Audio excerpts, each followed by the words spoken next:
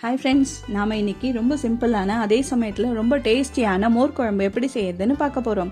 குறைவான இன்க்ரீடியன்ஸில் ரொம்ப டேஸ்டியான வெண்டைக்காய் மோர் குழம்பு எப்படி செய்யுதுன்னு பார்க்கலாமா? இப்போ அதுக்கு 1 டீஸ்பூன் துவரம்பருப்பு, 1 டீஸ்பூன் பச்சரிசி, 2 காஞ்ச மிளகா, அரை டீஸ்பூன் ஜீரகம், 2 பச்சை மிளகா, 1 டீஸ்பூன் முழு தனியா, இதெல்லாம் 2 ஹவருக்கு ஊற வச்சு எடுத்து ஒரு மிக்சி ஜாரில் சேர்த்துக்கலாம். அது கூட அரை கப்பு தேங்காய் எடுத்து மிக்சி ஜாரில் சேர்த்து அரைச்சி ஒரு பேஸ்ட்டாக எடுத்து வச்சுக்கலாம். இப்போ ஒரு பேன் வச்சு சூடானதும் தேங்காய் எண்ணெய் சேர்த்துக்கலாம். நான் இன்றைக்கி தேங்காய் எண்ணெயில் தாளிக்க போகிறேன். தேங்காய் எண்ணெய் வச்சு செஞ்சாக்கா டேஸ்ட்டும் வாசனையும் சூப்பராக இருக்கும்.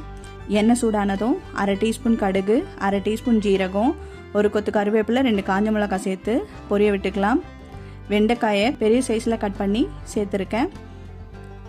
இது வதங்கிறதுக்கு தேவையான அளவுக்கு உப்பும் கொஞ்சம் மஞ்சத்தூளும் சேர்த்து வதக்கிக்கலாம். குழப்பு தன்மை போகிற வரைக்கும் வதக்கினா போதும். இது வேகிறதுக்கு கொஞ்சமாக தண்ணி சேர்த்து ஒரு மூடி போட்டு வேக வச்சுக்கலாம்.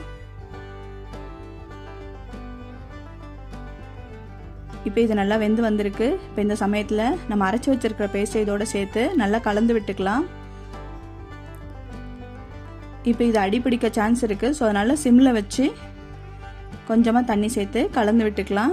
இன்றைக்கி 1 கப்பு தயிர், ஃப்ரெஷ் தயிர் எடுத்திருக்கேன். அதை ஒரு விஸ்க் வச்சு நல்லா பீட் பண்ணி எடுத்திருக்கேன். அதையும் இதோட சேர்த்து கலந்து விட்டுக்கலாம்.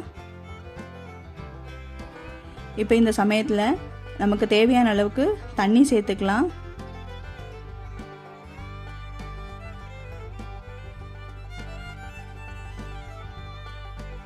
எனக்கு இந்த அளவுக்கு திக்காக இருக்கணும். ஸோ அதனால் எனக்கு இந்த அளவுக்கு தண்ணி போதும். உங்களுக்கு வேணும்னா இன்னும் கொஞ்சம் கூட சேர்த்துக்கலாம். இன்னொரு முக்கியமான விஷயம், மோர் குழம்பு பண்ணும்போது அதிகமாக கொதிக்க விடக்கூடாது. ஸோ லைட்டாக நுர வரும்போதே ஸ்டவ்லேருந்து எடுத்து ஆஃப் பண்ணிவிட்டு சூடாக சர்வ் பண்ணிடலாம். இப்போ இது நல்லா லைட்டாக கொதி வருது.